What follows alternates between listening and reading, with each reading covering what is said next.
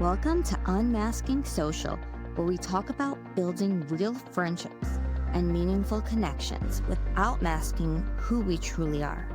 I'm your host, Sharon Baum, a speech and language pathologist with an expertise in social thinking and how it relates to autism and ADHD, specifically with our teens and tweens. Let's dive in.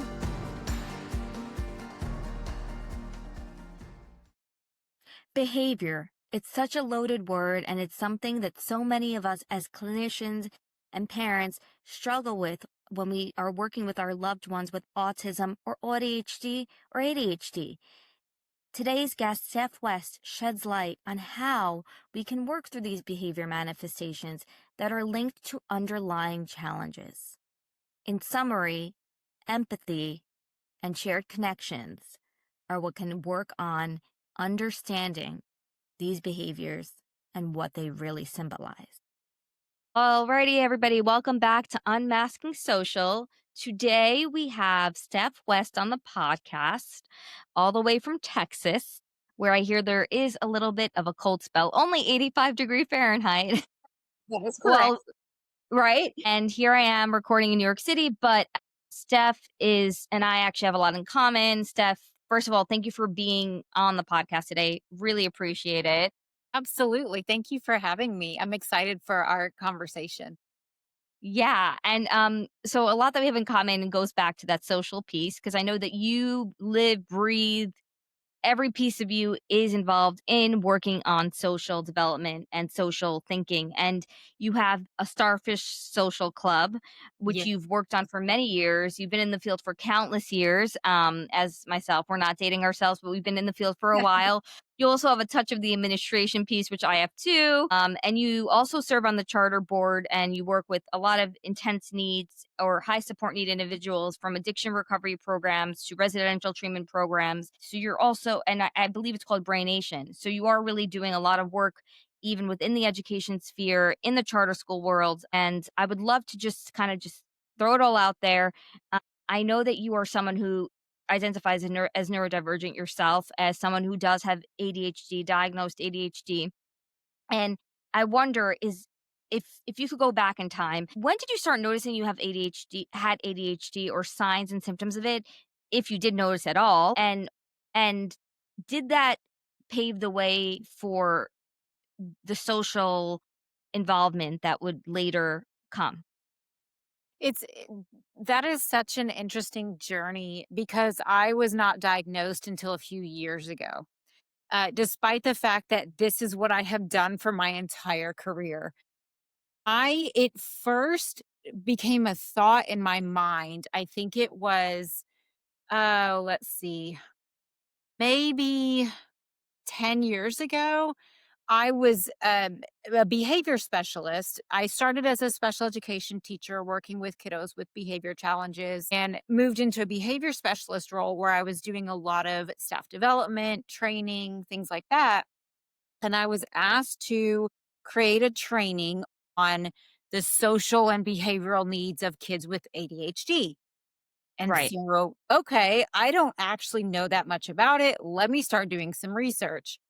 So I'm doing research into ADHD, and it's just one of those moments. I think a lot of women have that moment of realization when their kids get Yeah. identified. It was similar to me. I'm reading through, I'm doing this research, and I'm just thinking, wow, this is quite interesting. And I remember I went home, I was married at the time, and I found a checklist for adults.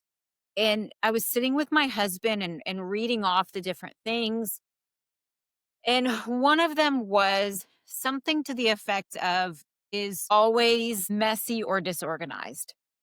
And I said no. And my husband started laughing, like unable to contain himself, started laughing. And he's like, "Are you serious? You don't think that you're messy and disorganized?" And I remember being actually really hurt by that because no. And to me, the word messy is like trash and 3-day-old food left on Dirty your kind couch. of. Yes. And I'm Yeah. not. And so I don't associate at all with the word messy. But over Mm-hmm. time, after that conversation, I have come to realize how incredibly disorganized I really am.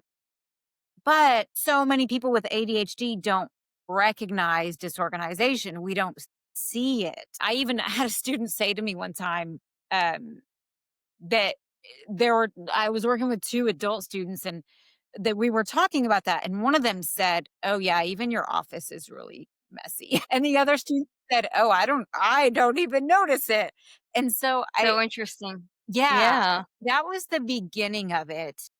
But my husband's I don't know, I think I didn't quite know if I was just it's like if you go on WebMD and you're like, "Oh, I have 17 things." Yeah. I didn't Yeah. know if I And you was have all of them by the time you're done searching, right? right, right. I Yeah. didn't know if I was just getting caught up in it or if it was authentic.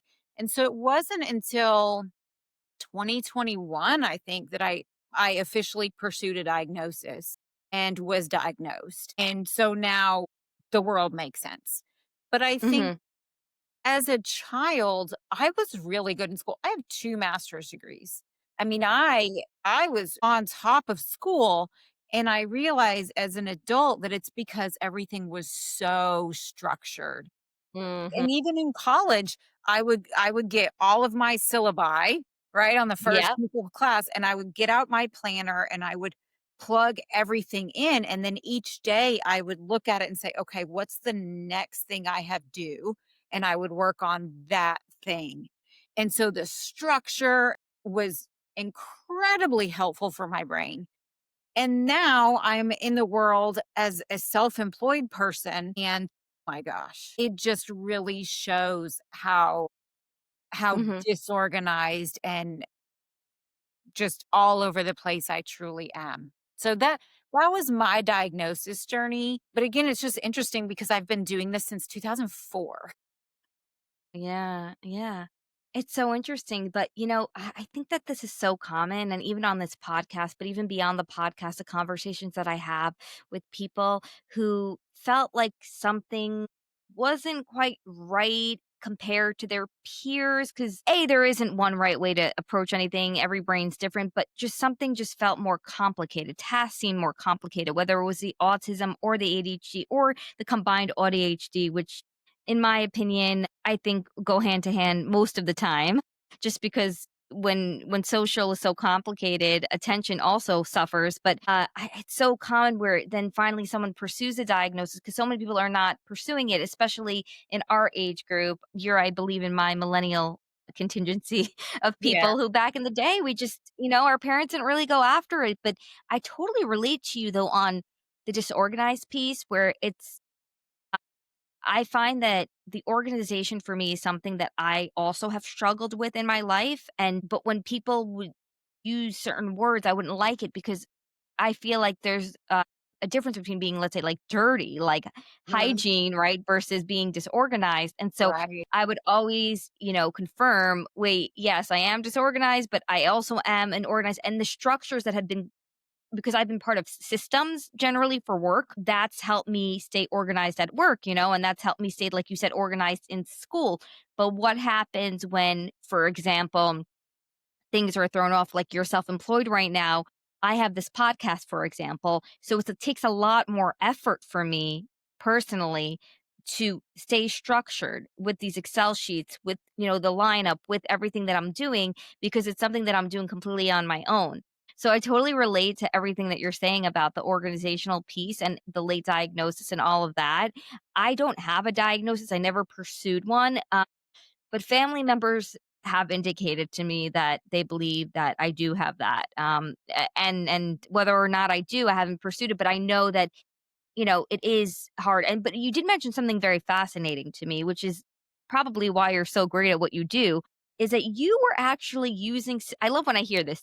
You were using systems on your own without being taught because you said that when you were getting these master's degrees, right? You were already doing what I had Sarah Ward on the podcast, the executive functioning speech pathology queen for those out of our field who don't know her.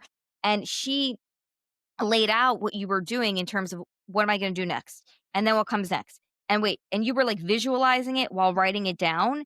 and you had already developed a system, a structure for yourself.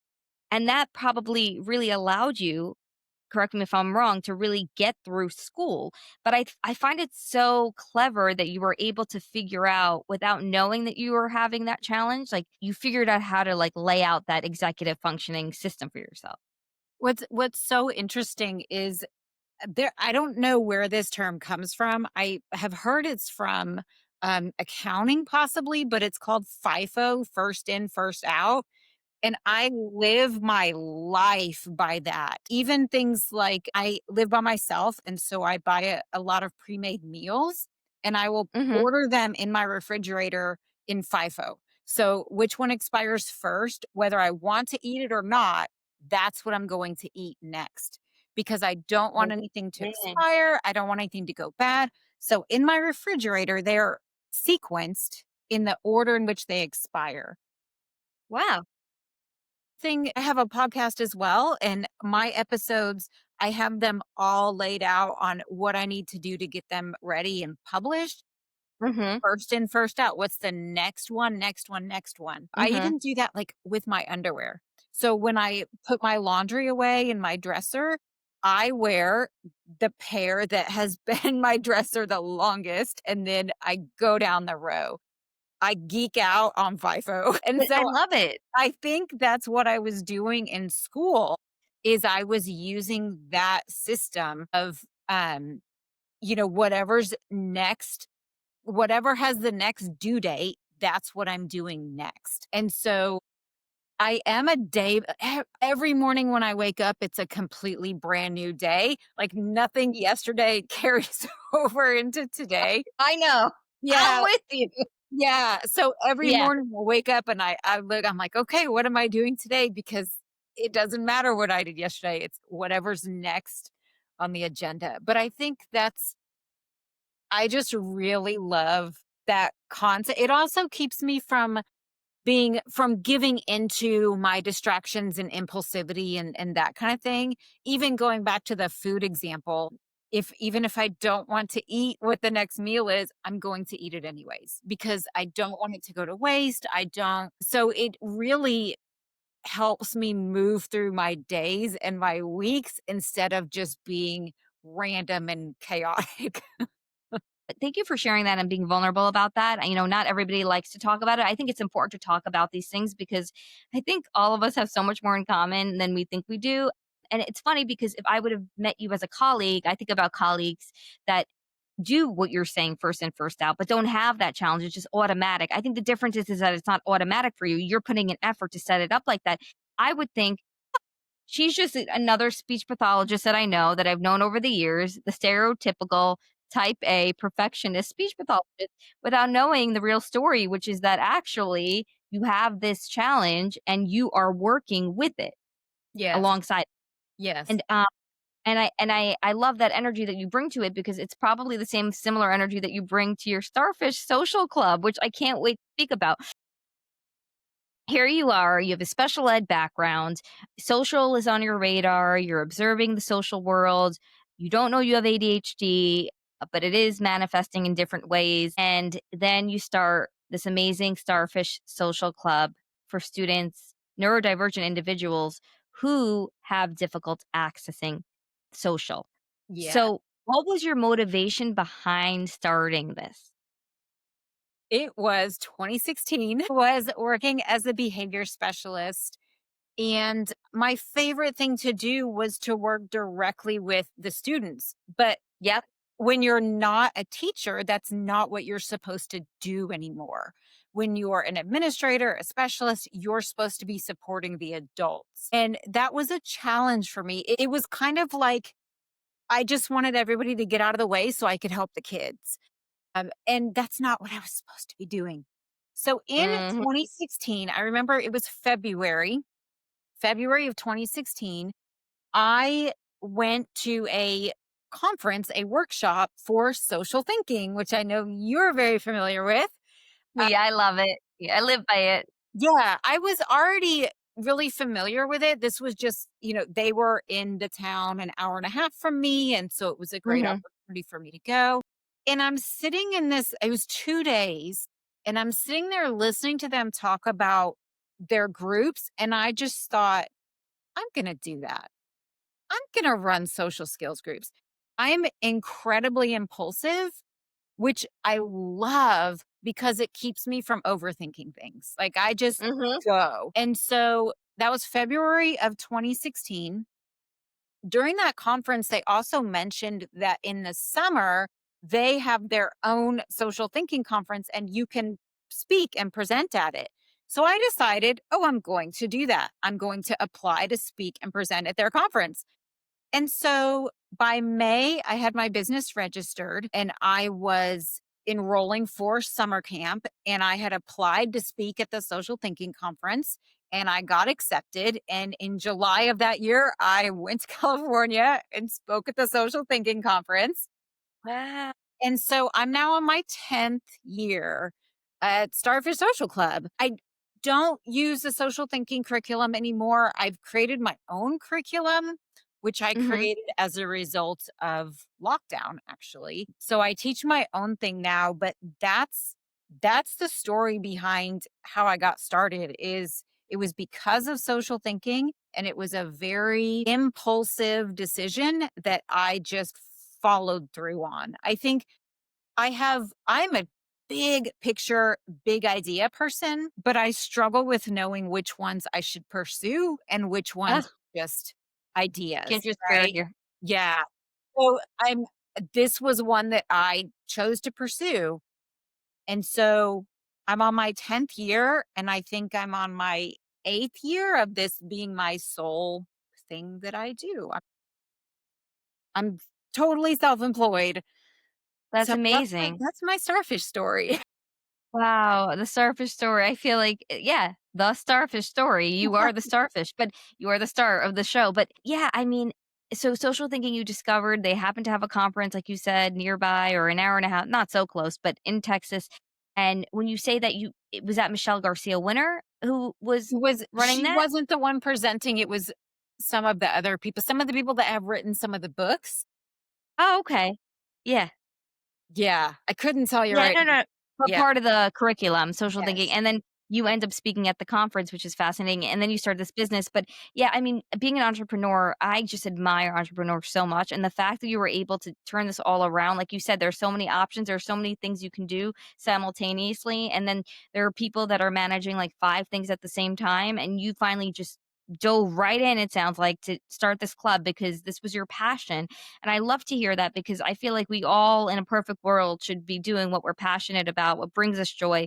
And so you start the Starfish Club and you say that you no longer use the social thinking. So you were using a lot of the social thinking methodology.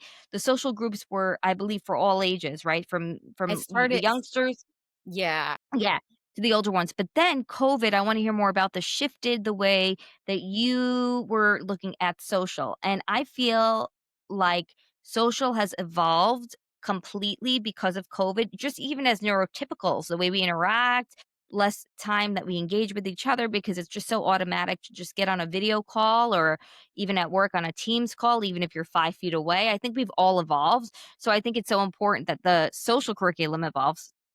Can you, like, share a little bit about what you did to evolve that curriculum with your students? Absolutely. I moved away from social thinking because, in my perspective, right, we're all entitled to whatever we think and however we feel. I Here on feel Unmasking Social, all opinions are welcome. I appreciate that. Um, I I feel like it's too heavily focused on what other people think about us. And so I wanted to move into something that's more focused on us being working on the things that we choose to work on because we choose to work on them, not because of Mhm. how other people perceive us, if that makes sense. During So my business at the time, at the beginning of 2020, was entirely in person. I had about 75 students in my program. Wow. That's a Yeah. lot. And then lockdown happened. And as we all remember, there was no definitive timeline. It just kept going. In Texas, it was through the end of the school year. So through the end of May and In New the York City, beginning it of felt like 5 years. It wasn't actually, but it felt like 5 years over here, but yeah, you guys opened up a bit earlier. Probably so, because we're Yeah, Texas, right? yeah, So we did reopen in June, which was really good for my program because I run a summer camp. And so I was able to amazing. run my Yeah, summer camp, but oh my gosh, everybody had to be in a mask and we were taking temperature checks every day. We were sanitizing games every day. I laminated I all of remember. our Uno cards so that we could Yeah. clean. I mean, it was intense. But I also knew during lockdown, neurotypical kids are texting each other, FaceTiming Mm, each other, playing video games online together. And my kids aren't doing any of those things. And so it was really difficult for me to know what to do during lockdown because I knew that my students, they were not getting school interactions because they weren't going to school. They weren't getting Starfish interactions because we were closed. So I had once school went online, I had parents asking me if Starfish could go online. And at first I said, absolutely not. That would be a disaster. I can't imagine trying to run social groups for kids with autism and ADHD on Zoom. But then things just kept going, right? The lockdown just kept going. And so I decided to try it and it was awesome. It was actually really great. So April and May, we did groups via Zoom. And then June, I actually went to hybrid. So I had about half of my students that came back in person and about half of them that attended via Zoom. And then I had a whole group of students that just never came back. So lockdown was actually pretty devastating for my business in that regard. absolutely. But now I run hybrid groups. I have groups in San Antonio, I have groups on Zoom, which means I'm open to students from anywhere as long as they can meet during our time zones. I currently have a student in Canada. So, Nice. yeah, and I've had Florida, California, New Jersey, Ohio. So yeah, any students who are able to meet in our time zones are welcome to be in either a Zoom group or a hybrid group. In the general time zones, right? Like, meaning the Mhm. East Coast is still okay, even though we're an hour ahead. It's Right. still kind of okay because I guess your social groups are being run, I would assume, after school hours, Yeah, right? So it they're would in have the to be evenings. yeah. So yeah, as long as really as long as you're in the US, or I should say North America. Okay. It's kids. I have worked one-on-one with kids in other countries because the time zones, just absolutely don't line up. But yeah, so my Zoom groups are open to anybody who can attend during the times that we have them. At the time, I had spent thousands of dollars buying resources, right? I'm a former teacher. This is what we do. I had Yeah. spent thousands of dollars buying resources. And then we get to lockdown and it's all useless, right? Any kind of physical resource I have, it's useless because we're on a computer. And so I decided I wanted to create a curriculum, and again, having no idea how long lockdown was going to last, I wanted to create a curriculum that I could teach to anyone, anywhere, where I didn't need anything. And I basically thought about what are all the things I don't like the term social skills. I use it because it's what everybody knows. But I Right. don't like that term because to me, social skills are taught in isolation. Yes. And I don't teach that way. And so I created my curriculum to be every single thing I could think of in terms of social that my students didn't know or didn't understand about social. And I ended up creating a 32-week curriculum. It's Ooh. divided into 4 modules. I mean, it's hefty. It's a lot, but it's everything I could think of that my students just don't know. And my goal is to be the information sharer. So when we have our groups, each week we have a certain topic that we're talking about, and I am explaining to them why this is the way that it is and how a neurotypical person sees this thing and how we see this thing. And then everybody gets to make a decision about whether they want to try what I'm sharing or not. If they Mm, don't want to, that's completely up to them. But what they notice is that when they do try the things that we talk about, things are easier, right? Relationships are yeah. easier. Even that day in the context of the group, conversations are easier. Getting along with the other students in the group is easier. So there's a lot of internal desire and motivation. Try the things that we're talking about. And in order to be in my group, students have to want to be there. There has to Mhm. be a innate desire to, you know, have a better time making friends. They have to want to be there. I also teach all my students to give each other helpful social feedback. It's a core component of my program. So they are helping and supporting each other along the way as well. Because we all have a different perspective. We all have things that we know that other kids don't know. We have things that we can do that other kids haven't learned how to do yet. Everybody has something they can help someone else with. And everybody has things that someone else can help them with. And so it's a very non-compliance based program. Yeah. Actually, there is never anything that anybody has to do unless it's a safety issue. But But yeah. other than that, it's I'm there to share information. We're there to talk about it and to practice and to discuss. And then they try whatever they choose to try and we see how it goes.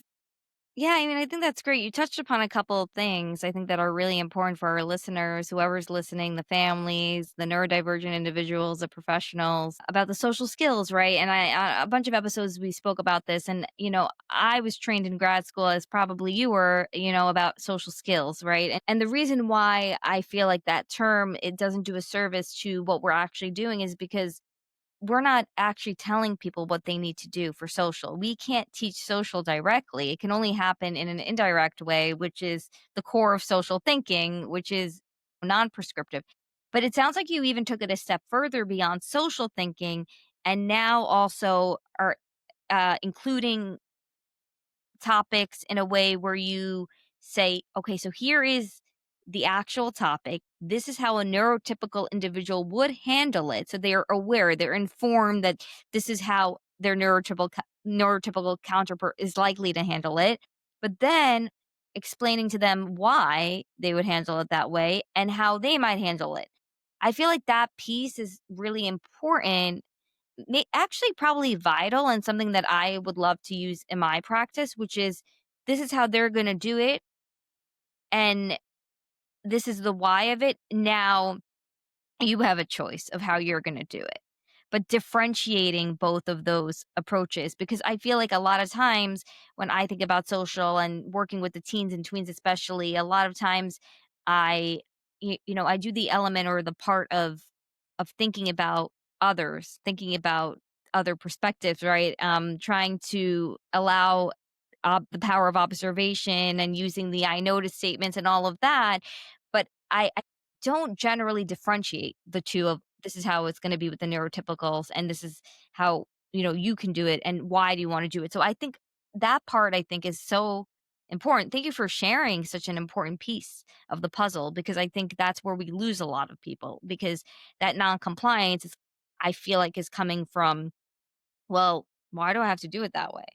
That Yeah. way is not a way that seems normal to me. It's like telling a neurotypical person to do something in a certain way and but not explaining that that that way isn't necessarily the way that others will do it. So Yes.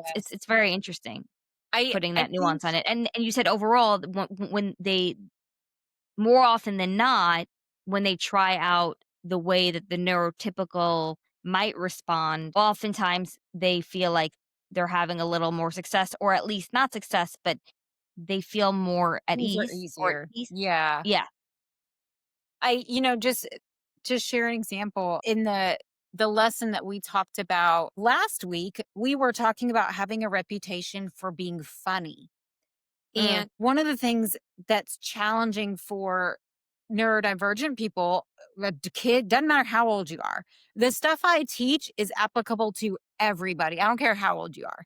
So one of the things that I share, we talk about different things that people say or do because they think it makes people think they're funny, but it actually doesn't. It often makes people think they're annoying.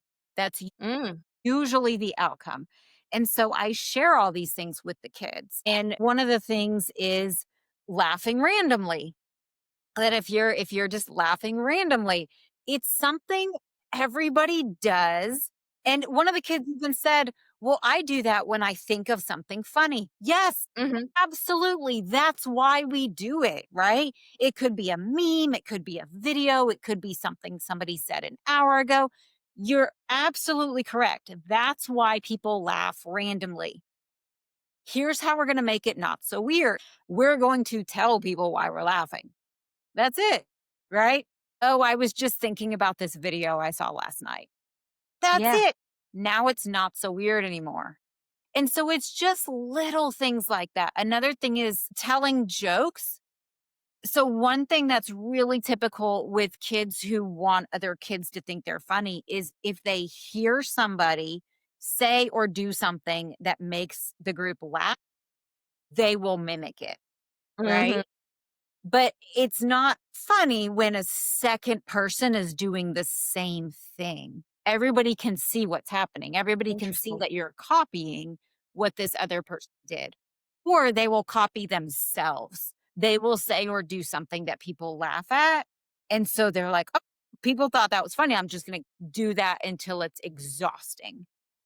And so just pointing that out, right? That Mhm. humor is authentic humor, even showing somebody, how if you think about a video that you think is hilarious and you share it with someone else, they never think it's as funny as you do, It's so right? true. Yeah. I'm such a good actress, so I have to say that, like, when I'm at work in other social situations, somebody will show me a random meme, TikTok, and they're like, "Look at this, look at this." It happened actually at work today. It was some political meme, and I was just like, "Huh, huh." Like, meaning, because I just, the social norm is to just kind of or the people pleasing as women also, is to just say, "Yeah, Uh-huh. You I didn't know got I you." call That's it the courtesy laugh. That's called the yeah, courtesy, the courtesy laugh. right? Yes, yes, that's This is the term, the highly courtesy important. laugh, but you're so right. Like, I most of the time, I'm just like, maybe I just think I'm funny or something? I don't know, but I'm not finding these things funny. I don't know, but I totally relate on that, Humor yeah. has to be authentic, right? Even if somebody tries to retell a joke that a comedian tells, it's just not funny, right? It might be like the concept might be a little bit humorous. I get the concept of it, but humor is very difficult to recreate. And so when we're copying things to try to be funny, it's falling flat. Just an example of the types of things that I share with my students. And again, they can do whatever they want to. If the big, because I've got a lot of middle school and, 10, 11, 12-year olds. And so, like the skibbity toilet, the Ohio, like those kinds of things are really common in my group. But when they do them around me, I just stare at them because I legitimately don't know what that means. And I want them that's another thing we talked about in this lesson is things have to have a frame of reference. If Mm, you're talking about something that other people don't understand, it's not funny, even if it would be funny to someone who gets it.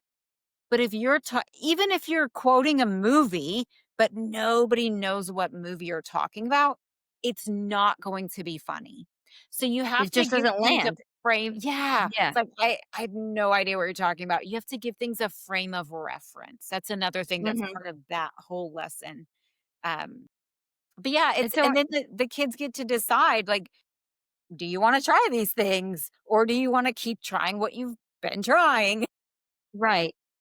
And it's so, but you also mentioned how this is applicable to everybody, and this podcast is applicable to everyone. When I first started it, I said, "Oh, this is going to just apply to neurodivergent individuals and their families." But realistically, every episode, like there are nuggets and there are tidbits, and just like we're speaking now, strategies that support all social, because even myself, when you were telling me the funny thing, right? I may not have the social component of autism, but I sometimes like will laugh randomly and not explain it. And I can't hold in the laughter because I'm thinking of something really funny. It's always at the wrong, terrible times, like tragic times. Like I hear something tragic and I don't know what it is, and I just respond with a laugh. And then it's like the worst moment possible. And I try to hold it in. It's not like I'm laughing at the sad thing. It's just in the moment, I just it's a reaction, right? But I like how you also tie it back to how you can just explain and advocate for yourself. Advocacy is the big thing, and that's something I also always think about with my students in general about explain yourself. Like, yeah, you might be doing something and you know that that person, or you may not know yet, but after working with you for a few weeks, they'll understand it better. But that okay, they're not gonna get it. They're not in your what's it called? What's that phrase? They're not in on the joke, so to say. They're not Yes, in on that I joke, do. right? So, like, Yeah. you could just explain why. Like, you could explain why just like the same way you would say, like, "Oh, I'm making this noise right now just because I'm self-soothing," right? It sounds like in the same way, they're explaining that right now I'm laughing because I'm thinking of, like, something really funny, and it's a video Yes. game I was Yes. watching. And that can even it may not diffuse the situation completely, but it could definitely provide clarity. Yes. I think that's the biggest disconnect, in my opinion, when it comes to people who struggle with social skills, and we'll use that term, right? People who Yeah. struggle with social Sure. connections, in my Yeah. opinion, the biggest disconnect is that they don't understand or recognize that other people don't think the same way that they do. And Mhm. so, for example, if somebody randomly starts laughing, there's not an awareness that other people have no idea why you're laughing. I even think this is the reason why little kids and sometimes older kids have a hard time with the word no, because they don't have a concept that you think differently. And so if I say I want to stay up late and watch the rest of this movie, I don't have a reason to think that you have a different opinion about that. If I want to eat 2 cookies before dinner, I don't have a reason to think that you're going to tell me no. And so I think this is why for some kids when they're told no, it's shocking to them. It's unexpected and it's shocking to their system because they don't recognize that other people think differently. And so that's a really big concept I reinforce as often as possible is that nobody else knows what you're thinking unless you tell them, right? And so the more we can talk about what we're thinking and how we're feeling, the better we can connect other to other people. Because and this is even I think all disagreements I think stem from miscommunication, which Yes. miscommunication stems from not being able to understand the other person's perspective. Right? Like, Mhm. that's the basis of all miscommunication and disagreements, but it's because we are wired to be egocentric creatures. Even if you Mhm. don't have autism or ADHD, you are wired to think about yourself. And so we Absolutely. all see everything through our own lens. People who are Mhm. neurodivergent, just that concept comes on board either much later or never. Right? So the sooner I can get that concept on board for my students that we all think differently, the more successful they will be socially because now they can recognize that everybody has different thoughts and feelings and opinions. It's so clear from everything that you're saying that you have this behavioral therapy background, because you're really merging the two, the social piece and the behavior piece. And it's so hard to merge the two, but you're also identifying them in isolation from what I'm hearing. And I'm actually thinking about students that I have that just laugh randomly because of behaviorally. They just do it. They laugh and they try to poke fun, attention seeking kind of behavior. But I like the how you're able to like quickly pick up on, well, this is a behavior, but it's a social behavior. It's serving as a function, but how are we going to turn that behavior into something more positive? It sounds like. Mhm. And so the no thing actually caught my eye because you said that typically no one wants to hear no because that's not what they're thinking. They're thinking that automatically, yes, that's what I want, that's what I need, that's what I like. Yes. You have to agree with me. But that you're saying is human nature. That's everybody, right? We Right. all have that in us. It's just a little bit more amplified in the neurodivergent autistic communication. Right. Most people, once you get past the age of, I don't know, 3 or so, you start to understand that people think differently, and you start to understand that no may be a possibility, but not everybody's brain develops that concept. And I reinforce this a lot. For example, if a student wants to go ask a group if he can play with them, for example, in my program, the only time a student will tell someone, like, no, you can't play with me is, for example, if the game's full, if there's not a spot, or if a student is bothered by another student. Nobody in my program has to play with each other. Nobody has to get along. Nobody has to sit by anybody. We're not friends. We're in a group together. We may become friends, but Right. we're not friends just because we're in this group together. And so Your it's very acquaintances. rare that a student will tell another student no, but it does happen. And so what I'll say, especially with my kiddos who I know don't yet have that concept, is I'll say, "Oh, it looks like you're thinking about asking if you can play." They might say yes and they might say no. Now I've primed their brain for that. And because the answer is hardly ever no, it actually makes it even more exciting when they say yes, because I've planted the seed that they might say no, but then they say yes. But now this kid knows that them saying no is a possibility. It even happened last week. A student had headphones that he brought, and another student was telling me I might ask him if I can borrow his headphones. And I said, "Yeah, you absolutely can. Just remember he might say yes and he might say no." And I also say it in front of the other student because nobody has to do anything. You don't have to give somebody your headphones just because they ask. I want Mhm. him to know that also. So I say it in front of both of them. And so the student asks, "Hey, can I borrow your headphones?" And the other student says no. But he looked at me and he goes, "Steph, I asked him and he said no." And I said, "Yeah, you're right." And he said, "That's okay." Right? But Oh, it's that's like such a nice moment. if you don't prep that, Yeah. you have a very different outcome. Right? And so just prepping kids for the understanding that sometimes the answer is no, and that's okay. Yeah, so I'm gonna tap your brain if you don't mind. For the behavioral piece, right? So, yeah, so because you bring this extra layer of behavior knowledge. Behavior's so hard in our teens and tweens, especially middle school, you mentioned, right? That's a time where our students are developing all sorts of different things as their mind is learning new things. And they're also just learning their place. They're learning about their identity. It's really a time I really don't want to go back to right now. But Yeah. but, that's when I think a lot of the behaviors, because right now I'm actually working in an elementary, middle school, and high school, and I will say that I was in administration for a few years, so I got a break from all of it, but I will say that middle school is definitely where the behaviors are centered, and I'm being reminded of that because that was my area, and I'm comparing it now that I have all 3, I'm seeing how the comparison's very apparent with the behavior.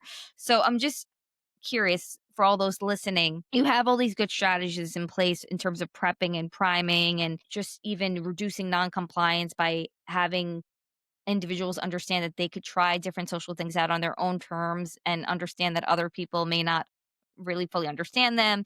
They can advocate for themselves. Now, when the behaviors emerge that are very challenging, right? And they're repetitive behaviors, right? And they're behaviors that maybe are interfering with the group and may not be even intentional because it could be just something that is triggering them and setting them off. And I'm sure you have countless situations like this, especially with the teens and tweens. What are some things that can be done in the moment when the behavior is really disrupting the group in ways which are hard because the student is, having it could be even a mini meltdown of some sort, and the other peers are observing it and watching it, and then everything seems to be getting derailed. Yeah. So I have several tracks to this. Let me see if I can keep them all straight in my brain while I First in, first out. Yeah. The most important thing I want to say first is that there's a concept. I know it from special ed. I don't know if it applies to other things, but it's the concept that there is a thing called a knowledge deficit, and then there's a thing called a performance deficit. Mhm. Knowledge deficit means you don't know. If I ask you right now to, say hello in Chinese, I don't know how to do that. Other people might. There's a whole part of the world where they innately know how to do that. But then there's a whole part of the world where we don't know how to do that. And no amount of sticker charts or timeouts is going to change that. If you ask me to tell you hello in Chinese, there is nothing you can do that's going to get me to say hello in Chinese because it's a knowledge deficit, right? A performance deficit means I know how to do it, but there's something that's motivating me more. Mm. Okay. So I may know how to participate in a group, but there's something that's motivating me more. It might be that I'm really embarrassed right now, and most teens and tweens would rather be seen as silly than stupid, or would rather be seen as silly than bad, right? And so let's be silly.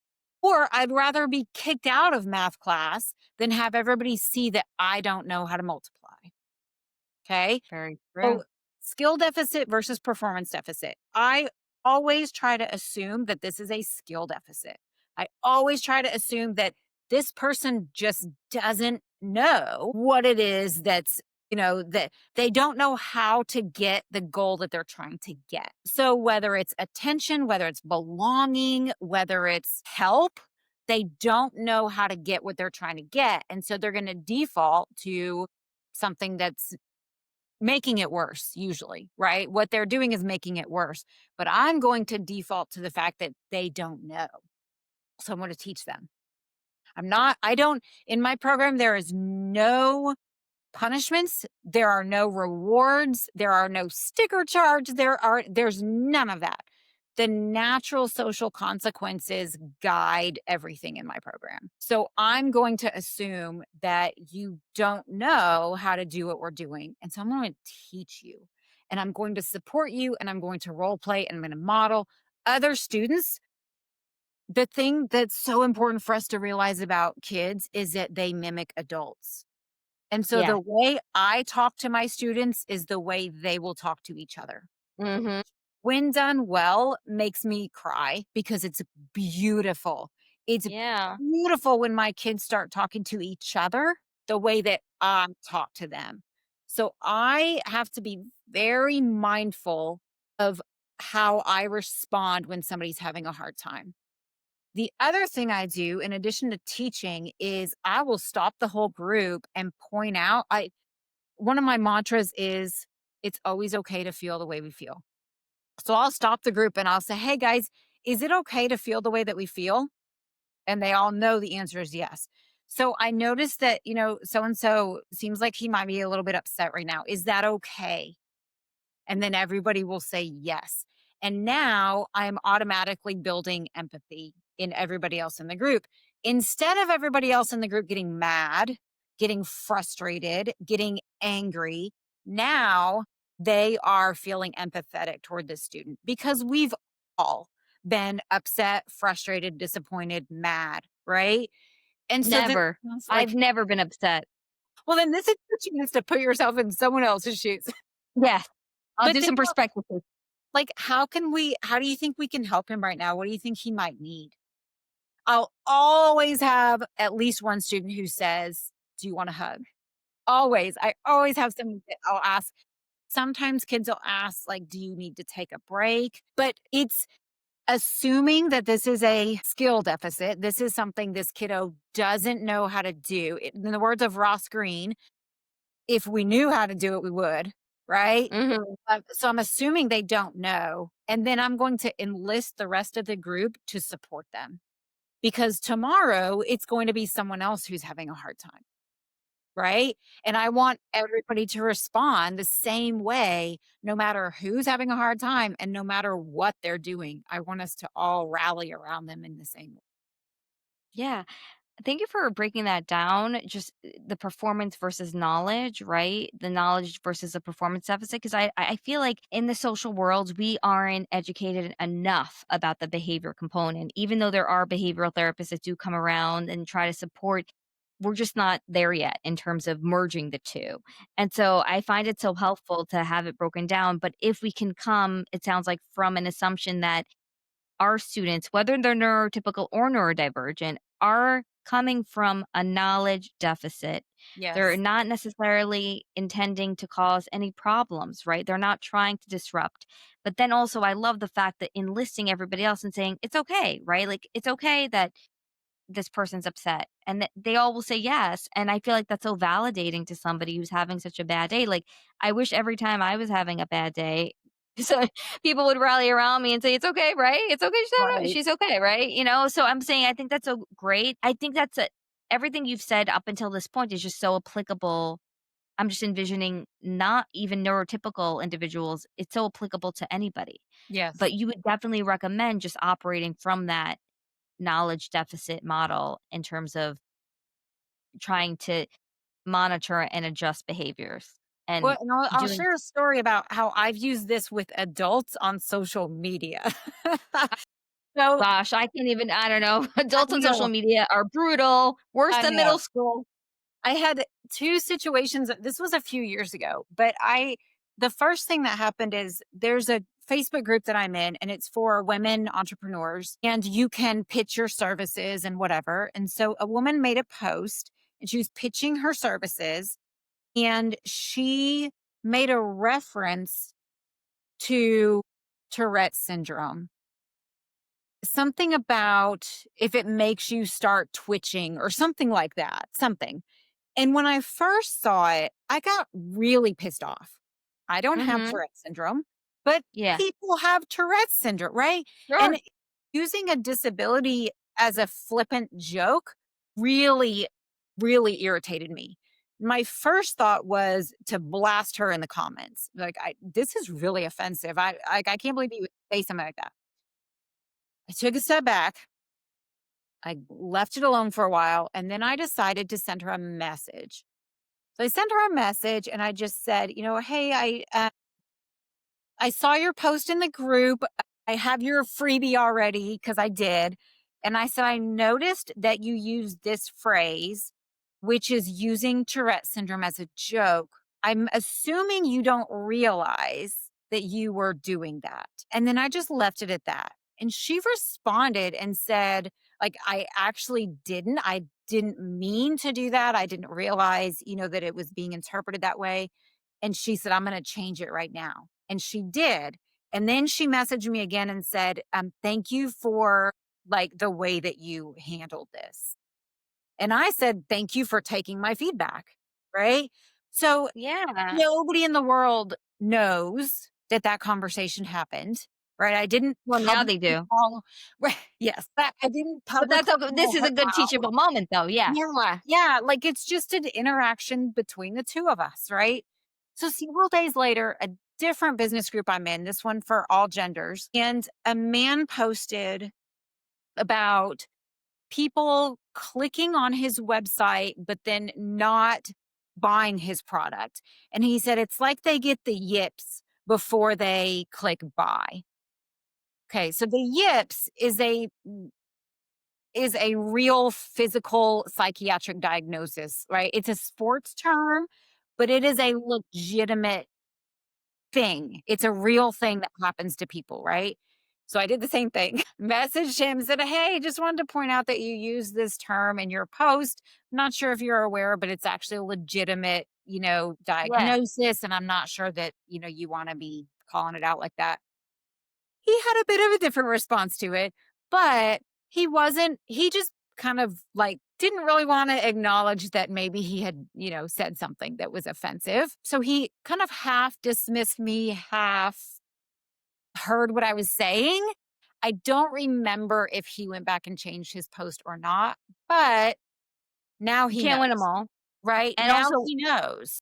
right, right. And also, I mean, and this is just my opinion, even in these situations that are complicated where we have to speak up, even a partial win is a full win. The fact that Mhm. he even responded back and was open to any sort of conversation and it wasn't completely negative, that's already a win because somebody's Right. minds, the wheels are maybe starting to turn. And I just feel like you brought so much humanity to this conversation just about being human in general, and I feel like that's such a good strategy even just for anybody to use, whether you're adult, a teen, a tween, whether you're neurodivergent or not. Just and thinking about our behaviors, taking a step back. It's so easy in the moment to want to call people out on things that are Yes. truly offensive. And I'm like you, I feel like you're an empath, and so hard when people are making fun or making light of very serious situations that really impact people in such large ways. But I like that way of maybe, messaging or sending an email when I'm offended, right? And instead of saying, I don't even know what I say sometimes, but I'm sure it comes out wrong, Can't believe you said that. Right, right, exactly, or, like, how could you know, like, by the way, and, even with family and friends, right, like, you feel so close that you sometimes just it gets the best of you, but just to say, like, "I'm just assuming," you know? "I'm Yeah, assuming that yeah, maybe you just don't know, but this can be," and I feel like that is something that can just help society in general right now because society is hurting so much now in terms of people just feeling like either they can't say anything, but then if you do say something, everyone gets offended. But maybe if you can operate from the knowledge deficit and say, "Hey, you know what? I'm just assume you just don't know," and I feel like that could like bridge conversations. yeah. So I just want to thank you so much for coming on the podcast, sharing such a wealth of knowledge about not just social, but behavior, and just bringing in this empathy, this humanity, these things that I actually want to use in my own daily life, to be honest with you. And I think so many people listening can get so much on how to be social, but also how to stand up for themselves and also how to speak to people really these days because I think that we've lost a little bit of how we converse with each other just in general, but just as human, as one human to another stuff. So thank you so much. And I know that you have a book. I know that you have a podcast. Can you just share with everybody like where they can find that and just tell everybody where they could find you in general and sign up for all the great stuff that you have out there Yes, that's by all floating in cyberspace? Yeah. Um, my book and my podcast are called Social Skills is Canceled. My book is a chapter book for kids. It is a fiction story about three characters. One represents a student with autism, one represents a student with ADHD, and a student with social anxiety. And so it's a chapter book about their journey on the day that their social skills class gets canceled. So that's my book. It was another really impulsive project. I decided to write it in January. I started in February and I published it on July 30th. Wow, God bless you while you're managing this business. I just needed it done. The Yeah. story was in my head and I just needed it done. But yeah, and this is the same name as my podcast, Social Skills is Canceled. And you can go to socialskillsiscanceled.com or .org, either one. And then they'll also take you to my main website as well. So you can learn more about my social groups. I have some free courses. Yeah, all kinds of stuff. So Thank you so much, Steph, again, for such a wonderful conversation. I think it just helps elevate humanity, like I said, just empathy and just behavior, social, all the things that we need to speak more about. Thank you so absolutely. much. Thank you for having me. I'm really grateful that we were able to have this conversation.